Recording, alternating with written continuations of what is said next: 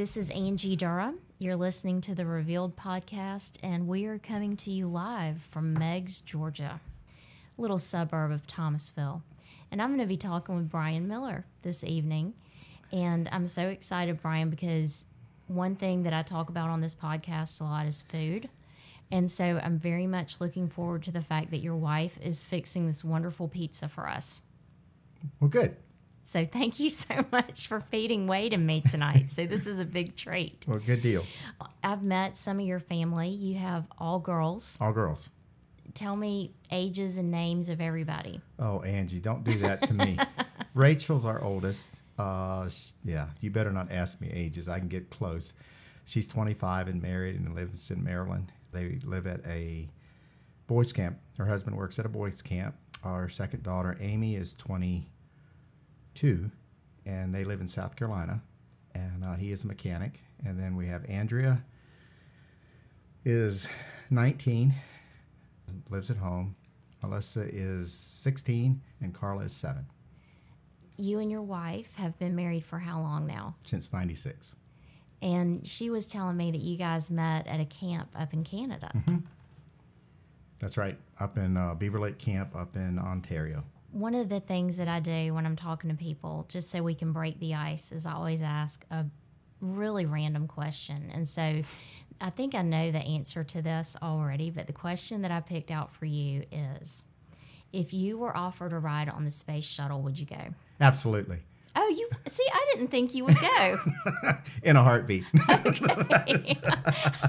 As long as I could jump out and free fall for a while. I really did think you were going to say no. No way would I get on a space shuttle. You don't understand. Once you hear my story, I'll try just about anything once. Well, that is a good point. And let me ask you another thing before we get into your story, because we're going to focus most on what happened to you as a child and how that impacts you now. When people hear the word Mennonite, they may not understand what that means. Can you just talk a little bit about being a Mennonite? I mean, it's a broad spectrum. Mennonites are a little bit, would be like the Baptist circle. You have your hardshell Baptists, and then you have your very liberal Baptists. Mennonites the same way. Your conservative Mennonites, we would be a non-resistant people. Wouldn't go to war. We wouldn't vote. Those would be some of the things the ladies would wear a covering on their head per 1 Corinthians 11 is where we would take that from. That's kind of some of the main things that you would notice about us. A lot of we don't believe in once saved, always saved is one of the things that we wouldn't believe. We feel like you can lose your salvation. And so those would be some of the marked differences of us. So at the core, though, of your beliefs, you believe that Jesus Christ is God's Son. Absolutely. You believe that you're a sinner. Yes. That Christ died for your sins. Yes. That Christ died on the cross but was resurrected after 3 days. Absolutely. Okay, so that's the most important part of what you believe. And we feel like if the Bible teaches it, we're going to practice it. New Testament, Matthew 5, 6, and 7 are very, very real. Sermon on the Mount, that is what Christ taught, is what we would basically feel like that's what we would go after. Mm-hmm. So you were raised Mennonite. Yes, that's right. And so we'll start getting into your story a little bit, because that's a perfect segue, because your dad was a minister. That's right. In the Mennonite church. Mm-hmm. And you're growing up in Virginia Beach, Virginia. That's right. right. You were living there. Tell me what happened on a Saturday when you were just 6 years old. Here we go. Looking back on it, Randy, my brother and myself, was 2 years old. Is 2 years older than me, and our job growing up was mowing the yard. I was pushing a mower that Saturday, and we had one of our cousins there, was also pushing a mower, and my brother Randy was riding the old-timey snapper mower that has the motor in the back. We're still not, to this day, aren't quite sure what happened.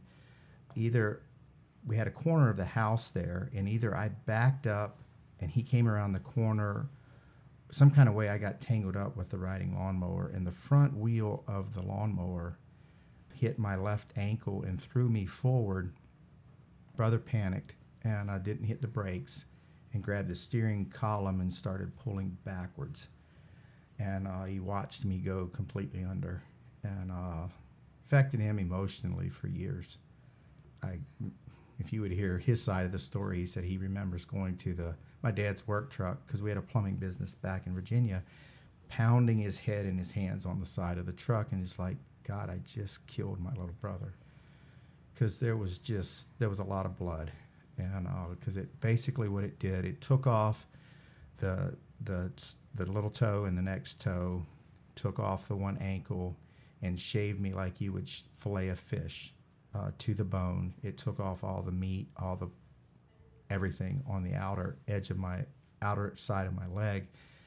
And when it got to the knee, the blade stopped, but the mower was chugging down, and it actually stalled out when it got to my head. Thankfully, I got a big Miller head, and the front of the mower wouldn't get over top of my head, and so it stalled out there. My dad was in the office. It was on a Saturday, and he was getting some bills ready to mail out. And when he looked out the window, he saw the tail end of this happening. And they said cousins, or I'm not sure who it was, uncle of mine or so, said they picked up envelopes all over the yard that Dad was going to mail out, the bills that he was going to mail out. Dad comes running out, and he grabs the mower by the handlebar and by the seat, and just deadlifts it and throws it off of me. And he told me, I don't remember any of this. I never lost consciousness through the whole ordeal. Dad said he said when he went down and grabbed me and picked me up, he said the skin was hanging, away from the bone. He said he could see both my bones, and he said it was a gruesome sight. Ran to the back door, and the first thing I remember is Dad hollering at my mom to call the ambulance and bring sheets and towels. And I remember looking down, and every time my heart would pump, I can remember blood spurting up, just above my leg. And my dad was able to tourniquet me and able to stop the blood flow. The next thing I would remember was just the agonizing pain. But the next thing I remember was all of a sudden I heard the ambulance, and I kind of sort of came to again through the pain. And Dad's running out to the road, and the ambulance hits the brakes and squeals backwards and comes flying in. And don't remember a lot except one time going over a railroad track. I said, I couldn't believe how fast we were going, because it was like we just almost jumped the tracks, and that jar actually woke me up. Then the next thing I remember, I was in the operating room, and they were putting me under screens all the way around. And so it was just the whole... I was in there for a whole month in the hospital over that time. And at that point, the doctor I don't even know the name of that at that point, but came out and he talked to my dad, and he said, Mr. Miller, he said, this is bad. This is really bad. He said, there's grass clippings in here. And he said, we're going to have to amputate the leg. And older Army surgeon, and that's what you did. You just amputated, and it's like, he said, it needs to go off above the knee. And my dad said, no. He said, I don't feel like that's what needs to happen. He said, he said, clean him up the best you can, and let's talk in a few days. And he said, Mr. Miller, he said, that knee is shattered. Because what it did, when the blade hit that knee, it actually put the kneecap in pieces. There was no way, humanly speaking, that they could have put it back together. Well, Dad being a minister, he called places all over the United States and Canada, friends. This was back before media, Facebook and Instagram. I mean, there was no way to you just called. So Dad began to call all over men that he knew, and he said, you got to pray. And so the doctor told him, he said, okay, we're going to clean him up today. And we'll do the best we can, but he said it's going to get, he said it's got to go. And he said it's got to go pretty quick before gangrene sets in. He said if gangrene sets in, he said he could lose the whole leg. And Dad said, clean him up. He said, we'll get back to you when we go back in whenever it was, that the following week sometime, the doctor said, I have to have an answer at that point. So Dad said they prayed. There was folks that on Sunday that we went all over, and through that, I'm not sure when it happened, but my dad got a phone call. I'm not sure if it was at this point or not, but Dad got a phone call from a lady that he didn't even know. And he said, Mr. Miller, he said, I've heard about what's happened. And he said, don't let him amputate that leg. He said, I feel like Brian's going to walk again. And Dad said, well, who are you? And he said, well, she said, don't feel like I need to tell you my name. But she said, I just have this sense that I need to tell you this. Dad thanked her and hung up. Well, they said the doctor went in that couple days later because it was over the weekend, and he went in a couple days later, and he said, I'm gonna go in and get him set up, and I'll tell you what I see in that leg. And he said, I'll give you a progress report before we go any further onto the surgery. Well, Dad said about 15, 20 minutes later, after they had taken me back into the operating room, they took me back, and the doctor, they said the doors come bursting open out of the operating room, or not the operating room, but the doors just beyond that. Doctor come flying out there, and he said, Mr. Miller, he said, I don't understand what's taken place in the last couple of days. And Dad said, well, what do you mean? He said, it's like someone went into his knee with a tweezers and glue and put his knee back together for what's there. That's amazing. And so it's like, Dad's like, wow. He said, what about the other stuff? He said, it doesn't look like there's going to be gangrene. And he said, he cleaned up incredibly well. He said that he lost an incredible amount of blood over that point. I mean, they had to give me a huge amount of blood transfusions because I lost so much blood. And that was one of the things they were worried about, that they couldn't get me to the hospital soon enough because I was bleeding so profusely. So this went on. Like I said, I was in the hospital for a month there. I actually had my 7th birthday in the hospital. The doctor was then worried. He said, okay, Mr. Miller, this looks okay, but he said, I'm still not convinced we don't need to amputate. And Dad said, well, why? He said, skin grafting. He said, the whole, from his knee down to his ankle, his whole side of his leg has to have skin graft. And he said, that's a lot of skin graft. And he said, at that point, back in that day, skin grafting, it took an incredible, you had to do it multiple times to make everything take. Dad said, well, he said, that's okay. He said, we got to do what he got to do. And so they started peeling skin from my thigh and from my backside for the skin grafting for my left leg. Dad once again called all over the United States and Canada and said, just pray. He said, this operation's coming up. And he said, we're just praying that it'll take mostly, if not all, most of it will take the first time, because they told me it could be 3 to 4 skin graftings. And that's another incredibly painful thing, because they take and basically peel the first layer of skin off other parts of your body that are good, and they use that to skin graft the rest of your body. I'll never forget, I had 70 some staples that they put on me when they did the skin grafting. And I'll never forget the day the doctor came in. He said, okay, he said, we're pulling bandages off, and we're going to see once what this skin grafting takes place here. And so they began to peel off the bandages, and it's like his eyes started getting bigger and bigger and bigger. And it's like, I'll just never forget it. Everything took the first time, except it was about the size of a quarter that they had to go back in and redo just a little piece there. But everything completely took. And I'll never forget, the doctor he was an atheist. He didn't believe in God. And he looked at me and he said, Brian, he said, your mom and dad have something that I don't have. And he said, you better get it. Backing up a little bit, if the outside of your leg, the muscles on the outside of your leg bring your foot up, and the inside muscles of your leg take your foot down.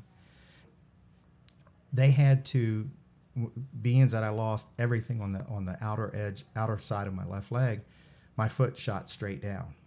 And he said, there's nothing possibly that we can do except put a pin in there and let that ankle fuse. And so they did. I have a pin. Yeah, y'all can't see it, but Miss Angie can. But there's a pin here that looks like an L and it has a sharp point on it. It's about 4.5, 5 inches long, and they put that up through the heel, up through the bone structure, and it's the ankle fused because of immobility, and it fused that ankle. Well, I don't know what it was. 5 weeks, 6 weeks later, I came in for a checkup, and the doctor said, "Okay, it's ready to come out." And he said, "Brian, do you want it to come out slow or fast?" And I said, "Slow. It's going to hurt." And he said, "Well," he said, "it's kind of like a Band-Aid, Brian." He said, "If you pull it off fast," he said, "it hurts for just a split second, then it's over. If I come out slow," he said, "you're going to feel it the whole way out." And I said, "Well, do it fast, Doc." And he said, just that instant, he just whipped the thing out, just pulled that sucker out. And it's what it felt like. It was worse than a Band-Aid, but it was, yeah.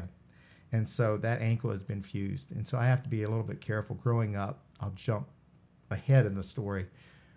Sitting around playing volleyball or sports, you sit along the wall, and your ankles are sitting up, and folks come past, and they'll just step on folks' feet. Well, I had it one time, and it's funny story. This guy comes past, and he steps on my foot, and it's like a rake handle. I mean, I came up and we about fell on the basketball court because he stepped on it, and I just came up and I grabbed him, and we done a little jig, and I was able to catch my balance. And but it was that's what that ankle is. That is just, there's no mobility there. That's such a good description, because I definitely could get a picture of what you were talking about when you said that. And go back just a little bit for me, too, because there were a couple of things that you pointed out the day of the accident that just I keep thinking about. You know, we never know why we work where we do, why we do the things that we do. But because your dad had worked in a hospital setting before this accident happened, he was able to use those pressure points and knew what to do to keep the bleeding from being so much, because I want to paint a picture of how much blood there was, and you can talk about your dad and what he did, but then I also want you to tell us about your uncles walking up there and what the policeman told them when they initially get there, so that people can understand how much blood there was. Okay. I didn't find this out until probably, 4 or 5 years ago. I had a gentleman came to me and was just asking me, they live there in Virginia Beach, about a mile down the road from us, and him and my uncle, it would have been my cousin would have been the one mowing the yard. His dad would have come, my dad's brother would have come up with this other gentleman. They said when they drove up there, they said there was a police putting police tape out all around the property. My Uncle Bill knew that my cousin Kevin was there mowing, and he said they came flying up there, and they said, "What's going on?" The guy said, "Hey, there's been a homicide." He said, it looks like a murder. There was that much blood. And And about that time, they said another police officer comes around the corner, and he said, "Hey," he said, "it's not. It's been a lawnmower accident." So my Uncle Bill went around the back of the house, went flying back there to see if they could help. By that time, the ambulance was there, and they were loading me up. My Uncle Bill went out there, and he found 2 of my toes from my left foot. Found those, put them in a bag. And he said there was blood everywhere. He said it's like, you know what grass looks like when it goes through a lawnmower. But he found the 2 toes, they put it in a bag, and then they rushed to the hospital to find this out. But with my dad, he was able to pressure point me. When I came to the back door and he had hollered at my mom, he had basically begun to curb the blood flow. And they told me, from what I gathered, that I lost over half the blood in my body. So there was blood. I mean, it was bad. And that's why the police officers thought there was a shooting. Murder. A murder or something that went on. And so I found out that part of the story not many years ago, that this is actually what took place. And so they were able to get to the hospital, and they brought the toes in, and they said, well, there's nothing there to attach. But backing up to the accident part, it also got my right foot, and it cut off all the toes but my little toe. They were able to sew those back onto my foot at that point. That's over the years, because when you attach toes or fingers back to a body, you have to be, the tendons were just made we're wonderfully made. That's true. But the tendons have to be exact, or your fingers will hang, your fingers get loose. They'd rather have them a little tight than not tight enough. Well, I was almost 7, so I had a lot of growing to do. And they brought all the tendons and attached everything back together, but they got them too tight. And so they're shooting out. I have 3 toes on my right foot, and they're shooting at a 45-degree angle toward the inside. Well, the big toe and the second toe got out so far that I couldn't get into shoes. So they ended up cutting the big toe off, cutting it in half and then slicing it and filling a gap that was in my foot. And then years later, I had another one that had to come off that they cut off. So I'm 3 toes on one foot. And then for years, until about a year ago, I was 3 toes on my left foot. I had to have the roast beef. I had to have roast beef taken off on my left foot. So I have 2 toes on my left foot now and 3 toes on my right foot. And you know, you can't even imagine how our toes affect our balance. Growing up without those toes, has it severely affected your balance? Or because you were so young, were you able to just accommodate not having those toes there so you could... Yeah, I have had folks over the years, they said, well, you can't walk unless you have your big toe. And it's like, well, it's not true. I don't have a big toe on my right foot, and I don't have the 3 outside toes on my left foot. I have probably better balance. For years, I could do one-legged sit-ups. I don't know how many I could do. I could just go and go and go because it was so strong. My left leg basically became it wasn't like a prosthetic, but it doesn't have near the strength because the ankle does not bend. Mm-hmm. So I have my first about 3 steps, I'm fairly fast. But after that, it's just, I go down really quick on speed because I just don't have that ankle movement to push me off. But when I jump, when I play sports, when I play ball, basketball, everything I do is off my right leg. And so I jump off my right leg and I land on my right leg. So it's incredibly strong. And when I was in school, we would have PE class and we would get on the weight bench and stuff. And we would have leg presses. And my age group, I was pushing weights as much as the guys would use 2 legs, I could do with 1 leg because it overbalanced. I mean, it became so strong. Mm-hmm. And going back into the story, the doctor told me back when he said it's back together, he told my dad, he said, Mr. Miller, he said, his knee's back together. But there's no humanly possible way that it can bend again. There's no way because it actually took off part of the kneecap. Mm. It took off part of that knee. And he said he'll never get movement in that leg. He said, I still think, he said he's going to be a peg leg or a stiff leg. He said he maybe can walk with it, but it's basically going to be stiff. He'll never have movement. Dad said, well, we'll pray about that one too. And I went to physical therapy for months after the operation. I remember the day they probably got my leg to move about 1/8 of an inch.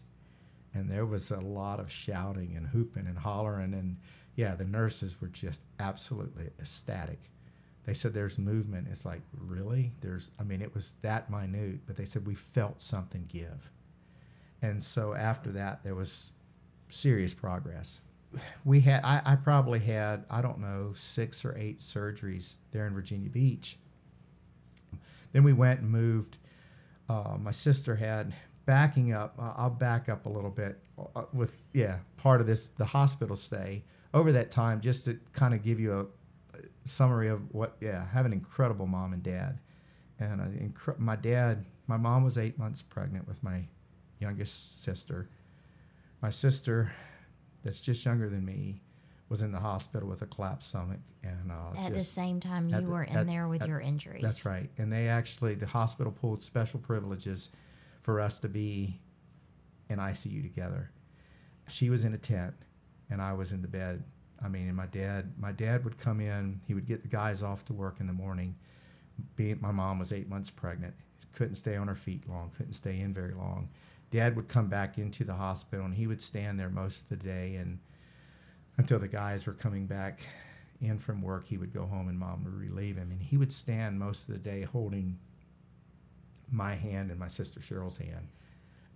That's what my dad did. In the evening, the same thing. When we would start crying and just from the intense pain, Dad would get up and just hold our hands. Over that same period of time, my grandfather had diabetes. He was overweight, and he was a very large man. And they were going to have to take his second leg off. And it was too much. And we lost Grandpa while I was in the hospital. I wasn't able to go to Grandpa's funeral. And so it was just a lot of, Mom and Dad just felt like the weight of the world was on their shoulders. But it was an incredible, just looking back, what my mom and dad went through and the amount of people that, I look back at the guest book of that month that I was in the hospital, and just tons of people that came in and visited us, and just encouraging words. I mean, I would get phone calls. I remember I was probably in my 20s, and I was sharing my story one time, and a young man came up to me and he said, "Brian, how old are you?" And I told him, and he said, "Brian, I'll never forget." He said, you have to be the young man I prayed for." And I said, "What do you mean?" He said, "Well, found out about it in church." And he said, "I remember praying for a boy that was my age that was just run over by a lawnmower." He said, "I had no clue who you were." And he said, "But you had to be the one." And so it's just over the years that I've shared my story all over the place, I've had a lot of people that come, they said, "We'll never forget that." They remember a young man being run over by a lawnmower. And they said people prayed. Coming through this, finally got my leg down to a 90-degree angle, and they were having to do some, different surgeries and stuff. I was on crutches. I hated being on a wheelchair because that meant I had to have someone push me around. Yeah. My mom actually would my mom was an incredible seamstress, and she would sew extra patches on my pants, and I had to keep my leg elevated. So I'd throw the pillow forward and I'd scoot forward on my rear end, and that's how I got through the house. And I'd just wear out the seat of my pants. And so Mom would just, keep putting layers on there to take care of the pants problems. Through all of that, back to the point where we moved to Georgia.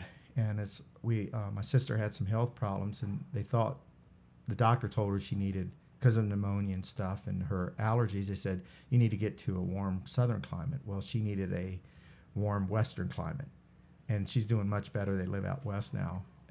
So came down to Georgia, and I was beginning to have some complications, being that there was so much trauma in the left knee. I had to have a special operation. It was growing faster on the one side than the other. So I was becoming knock-kneed, and my knees were beginning to rub each other and just causing, really bad pain. I look back at pictures, and I never realized how bad it was. If you see me now, I'm pretty bow-legged, but that's okay. But that's the way they overcorrected it a little bit. And so we went looking for a doctor, and we went to Thomasville. And one of the doctors there, an incredibly good orthopedic surgeon at that time, put all the paperwork on his desk that we brought along, and he looked at us and he said, "You know what? This is over my head." He said, I can't do it. He said, "I'm going to have to refer you." So he referred us to another doctor. In the meantime, we went through 3 or 4 referrals, and we finally got to Atlanta, and this one doctor said, "This is above me." He said, "There's only one doctor here in Atlanta that I would recommend." He said he does polio. He works on a lot of polio children. He does ankle swaps, turns the ankles around to where they can actually at least get around. He said Dr. King would be the only one that we know that could take care of you. So we went to Dr. King, and we were getting desperate by that point. It was like, we got to find a doctor 4 hours away, and we're struggling. Or Mom and Dad are struggling. Showed Dr. King, and he looked at my all the X-rays and that kind of stuff, and he said, once again, this is way before. I mean, now they just shoot it over computer-wise, but now we were carrying all. You had to take everything with you. Yeah, we took all we had stacks of X-rays. Dr. King looked at it and he said, this is a surgery I've never performed. He said basically what it was, and if an orthopedic surgeon is listening to me now, they're going to laugh because I don't know the medical term, but it's basically taking a wedge out of your knee and straightening that knee back up. And so it would be straight again. And it was at that point, they said there was only a couple doctors in the United States that had performed that surgery. One was in Washington State and one was, I'm not sure where else. Dr. King said, listen, he said, I'll do this surgery, but God's going to have to do the healing. And we said, you're a doctor. He did the surgery, and funny story with that, when he went to do the surgery, he asked my dad, he was also a teacher and a writer, and he asked my dad, he said, can I put your story in the medical books? And my dad said, absolutely. He said, but I have one request. And Dr. King said, what's that, Mr. Miller? He said, I'd like to have one of those books just because of the, my son's in there. And this is back in the early 80s. And he said, well, that book's $500 a book. And my dad said, put the story in and keep the book. So, but no, he trained, I think they told me it was either 6 or 8 doctors that he trained on, because I had to have that done twice. That surgery was done twice. Jumping on ahead, I got to the point where it was beginning to come back in. He stopped the growth in that knee to where it would not grow, pull the growth plates out of the knee area. So the knee did not grow anymore. The leg did not grow any longer. At that point, excuse me, how old were you at that point? I was probably 13, 14, 15. Somewhere in that neighborhood is what I'm guessing. Yeah, my mom would know better. But my right leg continued to grow. So I was, that leg grew another 3.5 inches or so. And so what they did, he came in and gave me the option. He said, Brian, you got 2 options. And he said, we can either lengthen your left leg or we can shorten your good leg. And I said, this is a no-brainer. I'm a guy. I said, I don't want to be 5'7" the rest of my life. And my dad said, give us the options. He said, well, you don't have real good circulation because I've lost half of my lower, from my knee down. There's not a lot of, I don't have good circulation. So I have to, if I have my leg down a lot, it'll turn a little blue because the circulation isn't real great. And my dad asked the doctor, he said, so what would you suggest? He said, definitely take it off the right leg. And Dad said, okay, that's what it is. I wasn't of age, so I couldn't say, Dad, that's a stupid idea. But so they shortened me. They came in, cut me across the top of the leg, about a 12-inch, 10-inch cut, and then went in there and done a special cut and just jammed everything together. Wow. And I looked like all the muscle and stuff that was accumulated there, I looked like a professional running back. It just thunder thighs, I guess you would say. But all of that was in there, and I had 4 pins, 2 below the cut and 2 above the cut with an external bar that he told me 6 weeks it's gonna take.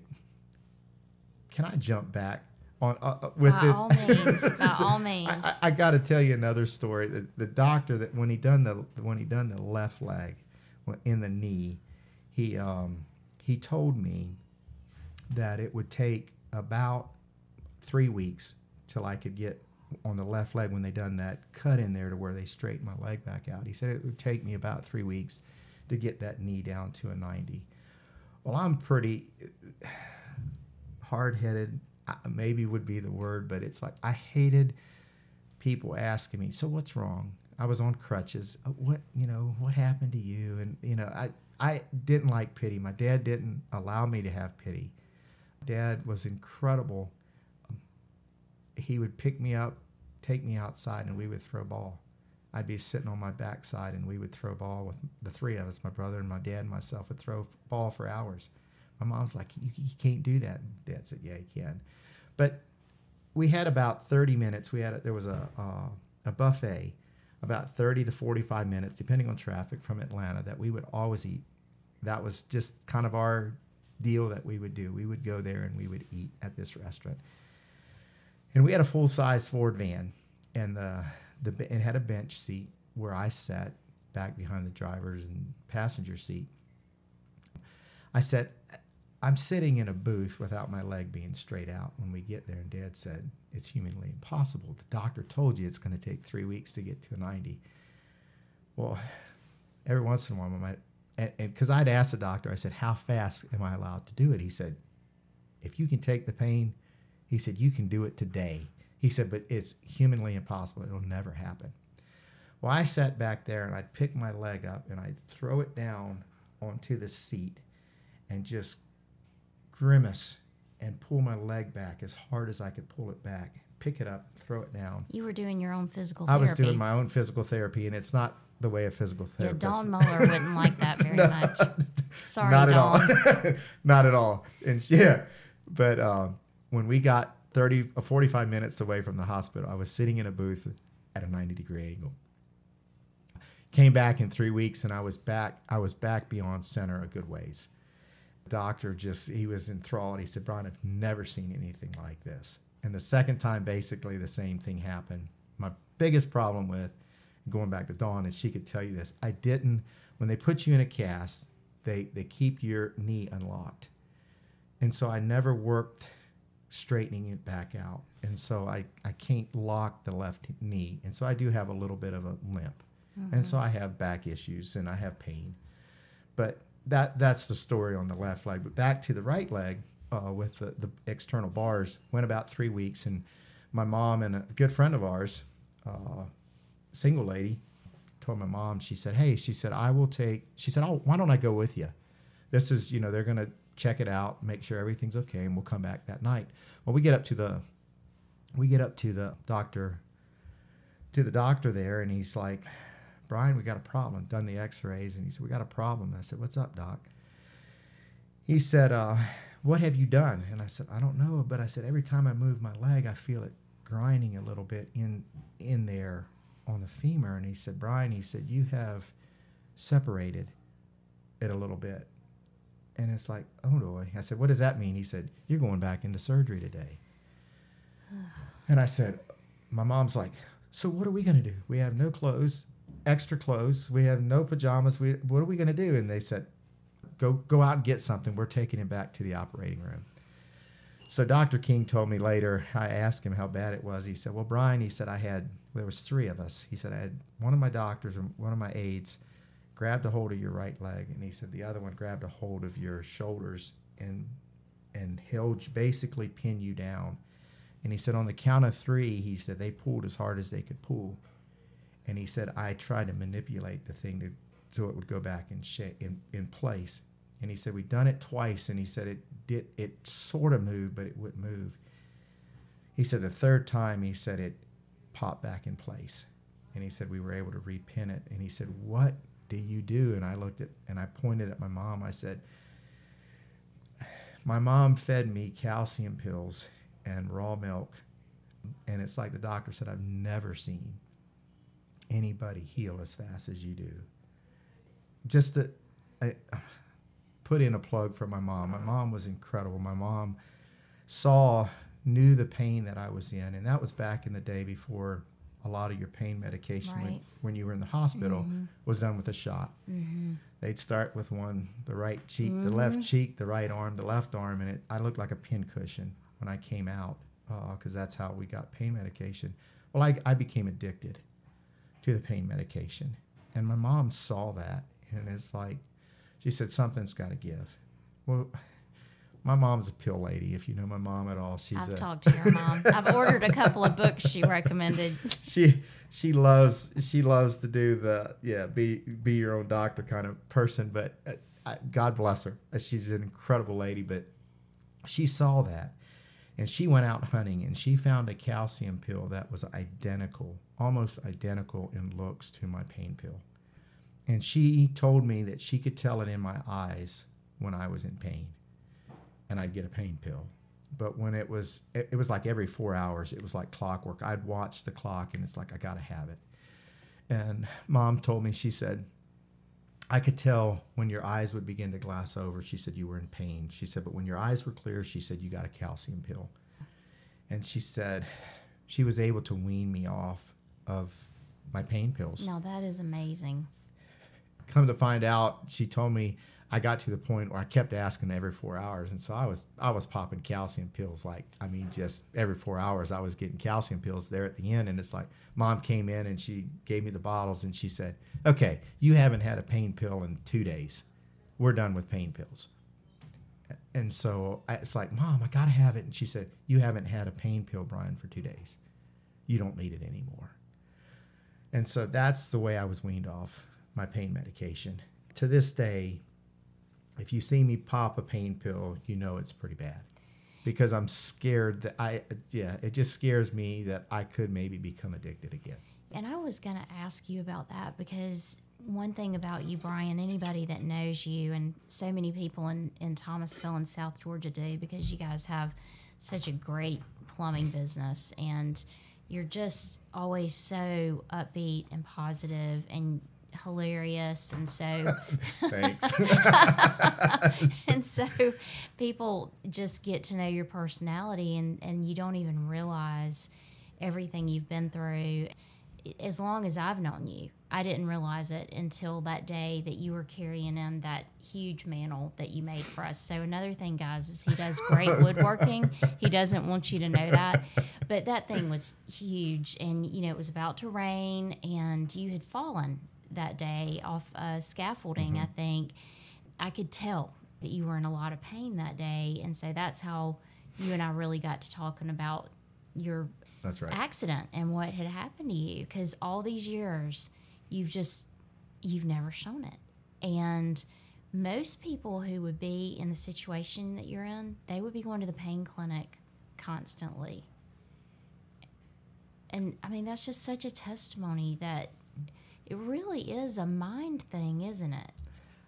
A lot of it is. I think so. And I think that's where addictions come into play. And it's just, like I said, I'm so grateful from that point on.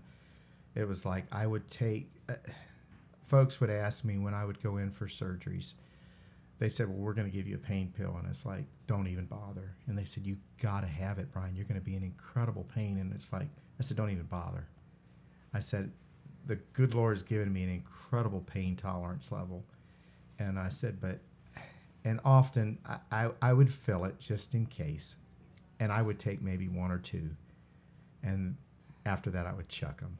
Because it's just, I was so scared that would happen. And it's like, and so I live with pain. I mean, I have pain a lot of the time. Some days are better than others. But because of the way I walk.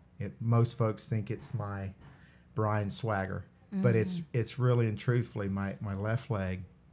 And back to that part with when they shortened me, they left my left leg about 3/8 of an inch shorter, because the ankle doesn't bend, so I can't pick it up when I'm taking that stride forward. So it swings through. And so I have a little bit of a glitch. So I have to, every so often, I'm back doing some physical therapy just to keep me going. Physical therapist told me, she said, "Brian," she said, "the best thing you can do is continue to do plumbing. And the more you get underneath the house and go up and over ductwork is the best thing in the world for you." She said, "I won't tell your brother that, but that's the best thing for your body, because it's contorting you in ways that keeps you flexible." That's amazing, too, if you think about it. Because for you to be able to continue doing the job that you do, there's a lot of people, too, that could use that as an excuse and say, "I can't do that." That is also bringing you the healing that you need to be, because if you just sat around on a couch and did nothing, I can't imagine how the arthritis would set in. You would be in more pain. It would be worse, wouldn't it? And that's another part of the miracle with that whole deal. Folks asked me, they said, "Brian," they said, "you can probably tell a weather change quicker than anybody." Angie, I can't. I absolutely cannot tell when weather's going to change. I was going to ask you that because of, and you can't. I absolutely cannot tell. I do not have any of those symptoms. The only symptoms I ever had, and that has to be a God thing, because I should feel it with the trauma that took place in my leg. For years, I had phantom pain. I would go, my little toe would be itchy. There's no itching that little toe because it's in the trash can. It's gone. It's not there.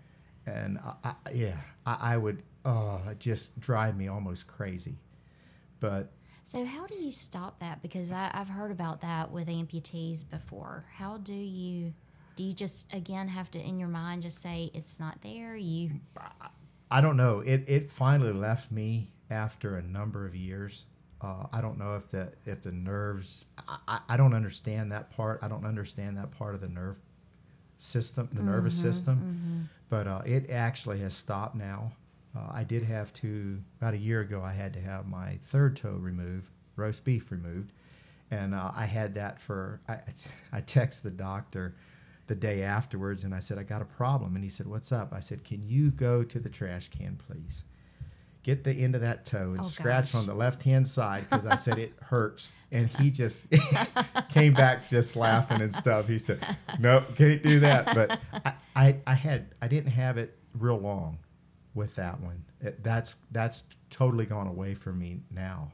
I don't have that itching sensation, but I have lost that part of it. And so, it's just, I don't know what makes it go away, but it has. Thankfully, it's gone away. So, but, going back into the story, I mean, growing up, a lot of my schooling was done at home because I had a lot of operations.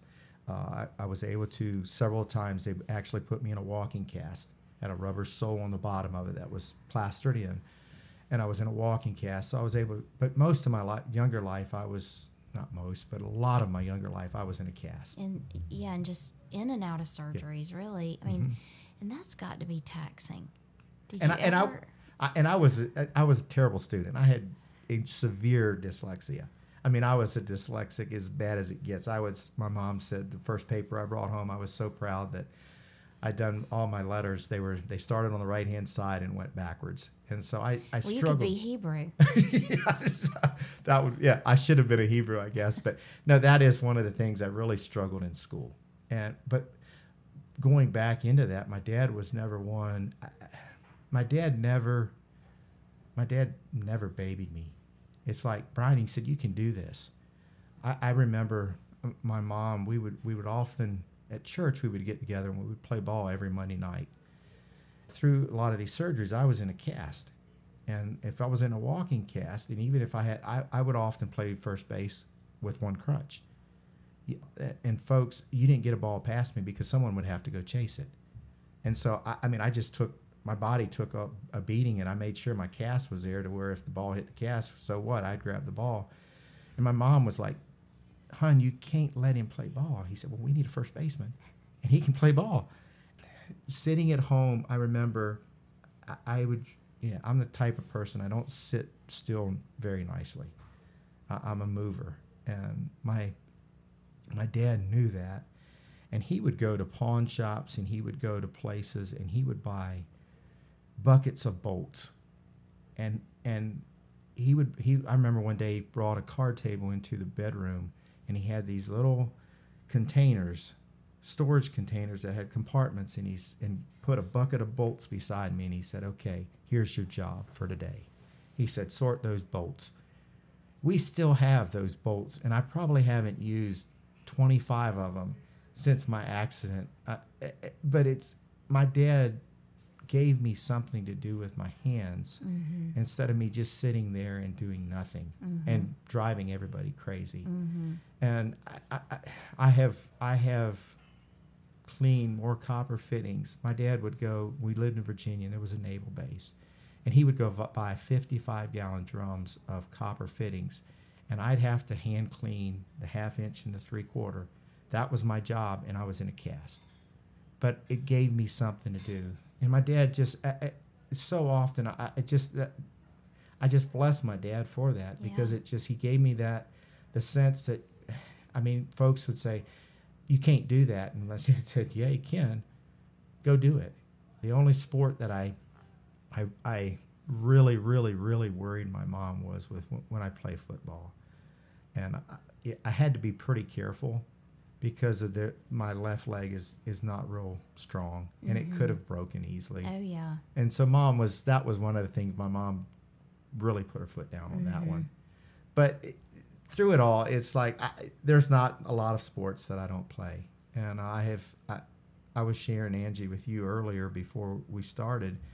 I had the privilege for a number of years to play ball in the prison system. We'd have Little Mound Ministry after the ball game. I'd share my story with these inmates, and I said, guys, I don't know what the emotional pain is that you're facing, but I said, I do know what the physical pain is. And relating to them that way, the guys had no clue. And I remember, going back years later, a lot of the guys remembered that. They said, hey, Brian, how are you doing? And I'd get to share with them a little bit, just being able to share with these guys, that needed the Lord. Mm-hmm. And so it's, I've shared my story all over. I've hit some of the high points. There's a lot more to the story. I didn't realize, too, that you have had 19 surgeries total. Yep. And didn't realize that you had, recently had that other toe amputated. Mm-hmm. And so this is something that does not go away. Well, it went away. Well, right. True. But the injury is something that you're going to carry mm-hmm. the rest of your life. And it's one of those things, talking to the doctors, it's fascinating. I've become good friends with orthopedic surgeon and the joint man in Thomasville. And it's fascinating. The gentleman that does the joints, he said, Brian, am I allowed to look at your x-rays? He said, this is fascinating. He said, I've never had, he said, I know we're going to be doing a knee eventually. And he said, we're trying to figure out which knee we're going to have to use for you. And he said, would you mind? I said, I don't mind you looking at all. And so we've talked about it over the years. The biggest thing that the surgeon's worried about when my knee will have to be replaced is the whole staph infection. It's been gone in so many times that it's going to happen. And way back in there talking about the surgeries, I had those 200 and some staples that were in to put the skin graft on. Well, when I was probably 15, 16, 17 years old, they missed about 4 or 5 of them. There's still one or two that are embedded in there. You mean the staples? The staples. Still? Wow. Yeah, there's still a couple of them in there. Well, some of them would surface. And the good Lord's just given me the ability to just, when I go to sleep, I don't feel nothing. I crash.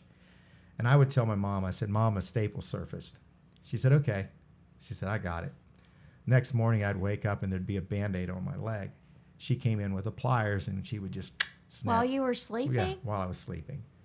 And so she pulled about 3 or 4 of them out that they surfaced over the years and took them out. But so, those are some of the things, some of the pain back to the whole thing with when they shortened my leg with the pins.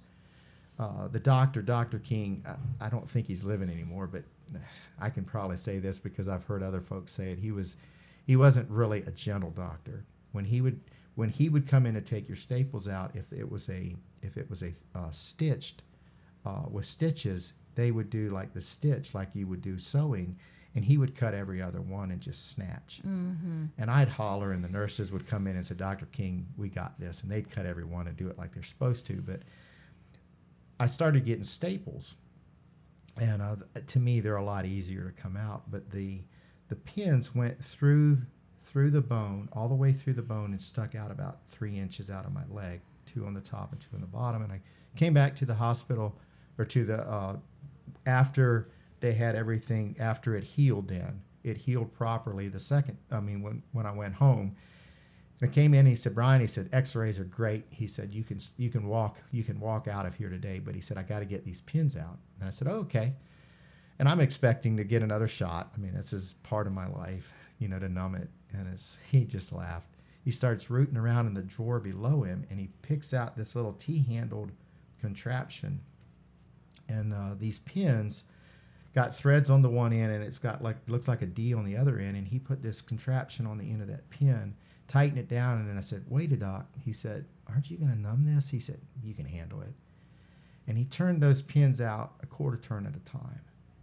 And I can remember, if you've ever heard a screw coming out and it squeaks a little bit, a couple of them squeaked. And the skin had already begun, the scabs to grow over. Yeah. And so it was like intense pain. I would grab onto stuff, and it's like my mom's hands are probably going to be shriveled up in arthritis because of the times I've squeezed her hands just from the pain. Thankfully, I mean, I was able to bear it, and the doctor said, the nurses told me, they said, Brian, they said, how did you do that? They said, we have some in here that just scream bloody murder. And it's like, I said, well, it's going to be better in the end. And so but yeah, through it all, I've had 19 operations, but I'm walking, and it's a miracle that my knee bends perfectly fine. I have no issues there.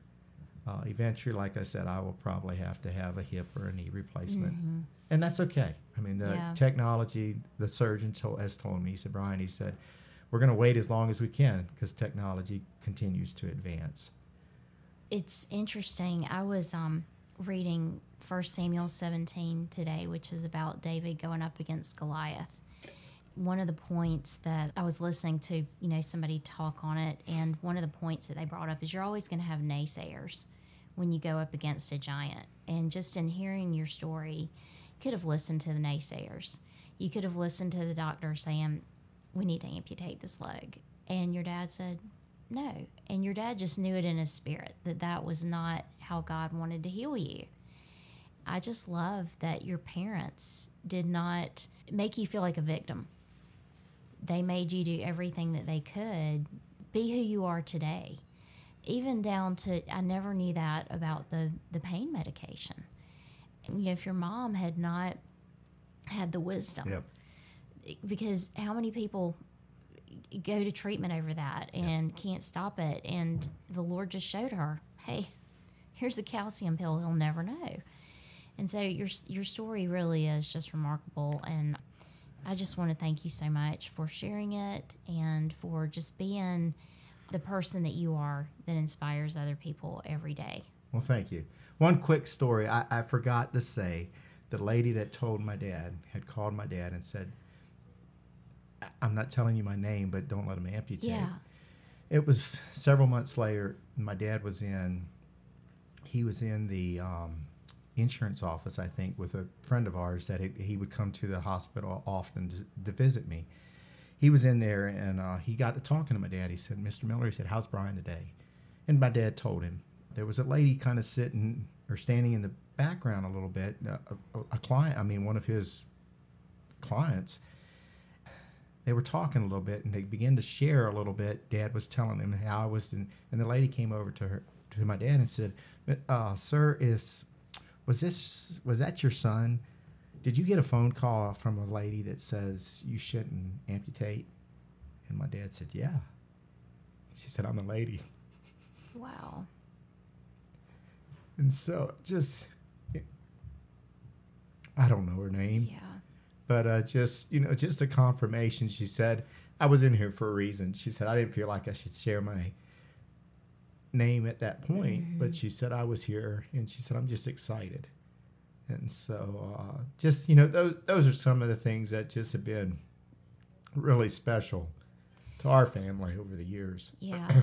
And that's the thing too, is God will use people around you in ways that you would never imagine. And I know there have been times I've gotten those nudges from God, and I'll think, no, God, but we need to listen to the Holy Spirit, don't we? Absolutely. And when we feel that nudging to pray for somebody and to call somebody we don't even know and just say, hey, you don't need to amputate.